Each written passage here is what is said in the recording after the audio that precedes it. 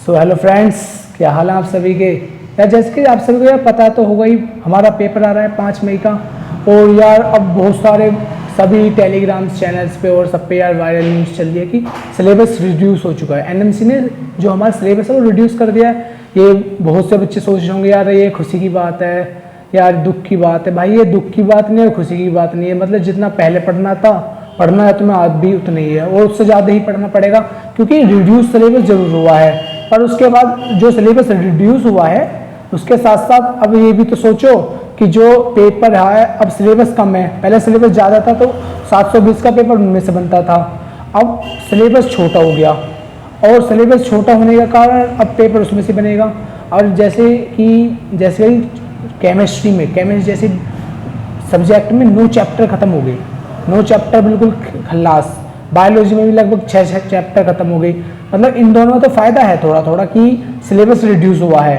मतलब जैसे reduce syllabus सुनने में मज़ा आ रहा है, तो जो रिड्यूस सिलेबस हुआ है ना वो केमिस्ट्री और बायोलॉजी में हुआ है।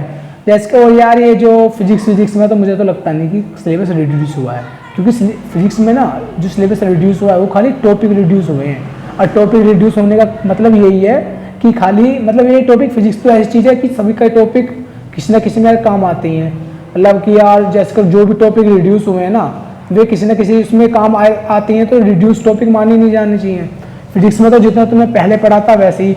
हम जिसका MR सर हैं उन्होंने बोला भी था कि जो मतलब कि जो रिड्यूस हुए हैं पढ़ने वे भी पढ़ने पड़ेंगे, क्योंकि कोई रिड्यूस हुआ ही नहीं है।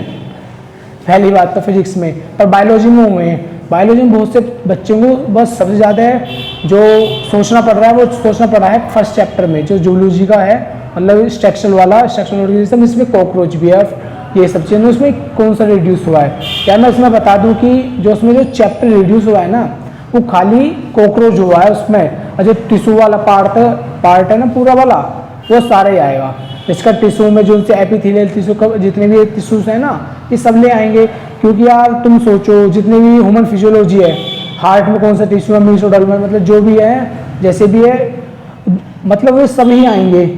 इसलिए रिड्यूस मतलब स्ट्रक्चर वाला नहीं हुआ है, खाली कॉकरोच रिड्यूस हुआ है उसमें से।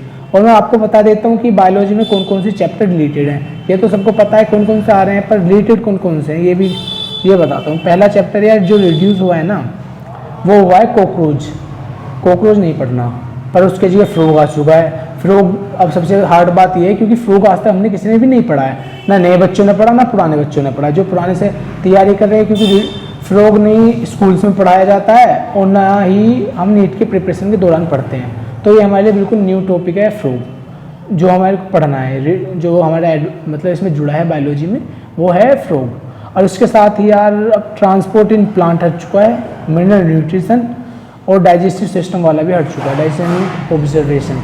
सबसे यार मेरा तो फेवरेट चैप्टर था ये डाइजेशन वाला, क्योंकि मेरे पे आता था और ये बढ़िया भी लगता था क्योंकि इसमें सब पता लग जाती थी हमें। कोई बात नहीं, हट गया। अब रिड्यूस है तो है, इसमें से तो आना नहीं। और ये जो चैप्टर हट चुके हैं इनमें से तो आना है ही नहीं है भाई। और रिप्रोडक्शन इन ऑर्गेनिज्म भी हट चुका है और स्ट्रेटजी इन फूड इन्हेंसमेंट भी हट चुका है। और लास्ट चैप्टर जो था इन्वायरमेंटल इशू वो भी रिड्यूस हो चुका है। बायोलॉजी में तो ये रिड्यूस हो गए हैं, लगभग 6-7 चैप्टर्स हैं जो कि रिड्यूस हो चुके हैं। इनके साथ ही केमिस्ट्री की मैं आपको बता दूं, केमिस्ट्री में सॉलिड स्टेट भी आसान चैप्टर था। मतलब जो आसान चैप्टर थे वो तो हटा ही रहे हैं। सॉलिड स्टेट ऑफ मैटर भी आसान था, चार्ल्स लॉ आसान से बॉयल्स लॉ आसान चैप्टर था। और सरफेस केमिस्ट्री हटा दिया, एस ब्लॉक हटा दिया, हाइड्रोजन हटा दिया, मेटलर्जी, पॉलीमर भी हटा दिया। और केमिस्ट्री इन एवरीडे लाइफ और इन्वायरमेंटल केमिस्ट्री जो लास्ट के 2 चैप्टर थे केमिस्ट्री के वो भी हटा दिए।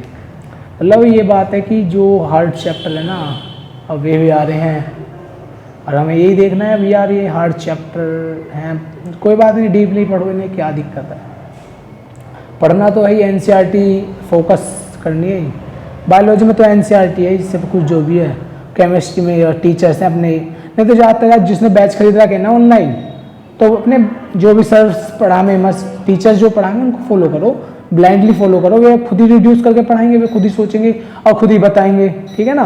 और जो मतलब सेल्फ स्टडीज़ कर रहे हैं, मतलब बहुत से बच्चे ऐसे हैं उनका फर्स्ट जो सेकंड ड्रॉप या फर्स्ट ड्रॉप रहता है तो वे 1 शॉट से कंप्लीट करते हैं और ये खुद पढ़ते हैं उनके लिए ये तो जानकारी जो है रेडियो सिलेबस उनके लिए फ़ायदा रहेगा। आपको तो जो बच्चे क्लास ले रहे हैं ना लाइव क्लासेस के साथ आराम से वे तो प्यार से ब्लाइंडली फॉलो करो सर्च को अपने को, क्या कोई दिक्कत नहीं है, वे खुद ही रिड्यूस करके पढ़ाएंगे।